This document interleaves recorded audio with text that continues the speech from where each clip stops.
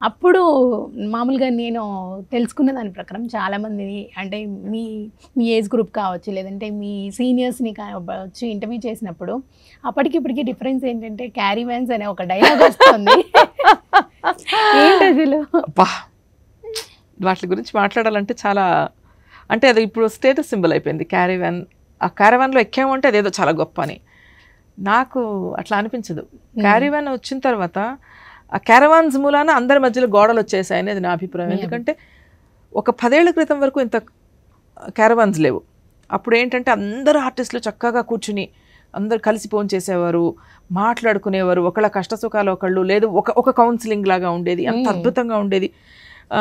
ఏ cinema నాకు గుర్తులేదు. సౌందర్య గారు, శ్రీకాంత్ గారు ఉన్నారు అందులో. ఫస్ట్ పార్ట్లో నాగార్జున గారు కూడా ఉన్నారు. కళ్ళు నాగార్జున గారు కళ్ళు కరెక్ట్.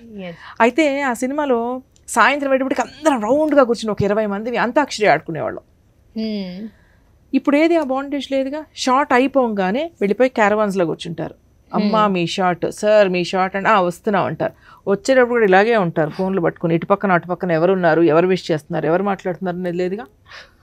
Very unfortunate. అప్పుడు మామూలుగా నేను తెలుసుకున్న దాని ప్రకారం చాలామందిని అంటే మీ మీ ఏజ్ గ్రూప్ కావచ్చు, లేదంటే మీ సీనియర్స్‌ని కావచ్చు ఇంటర్వ్యూ చేసినప్పుడు అప్పటికిప్పటికి డిఫరెన్స్ ఏంటంటే క్యారీ వ్యాన్స్ అనే ఒక డైలాగ్ వస్తుంది. ఏంటసలు? అబ్బా! వాటి గురించి మాట్లాడాలంటే చాలా అంటే అది ఇప్పుడు స్టేటస్ సింబల్ అయిపోయింది క్యారీవాన్. ఆ క్యారవాన్‌లో ఎక్కామంటే అదేదో చాలా గొప్ప అని. నాకు అట్లా అనిపించదు.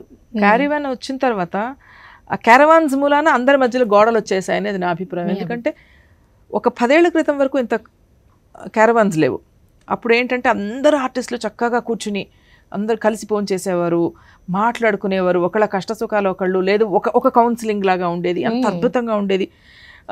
ఏ సినిమా నాకు గుర్తులేదు. సౌందర్య గారు, శ్రీకాంత్ గారు ఉన్నారు అందులో. ఫస్ట్ పార్ట్లో నాగార్జున గారు కూడా ఉన్నారు. కళ్ళు నాగార్జున గారు కళ్ళు కరెక్ట్.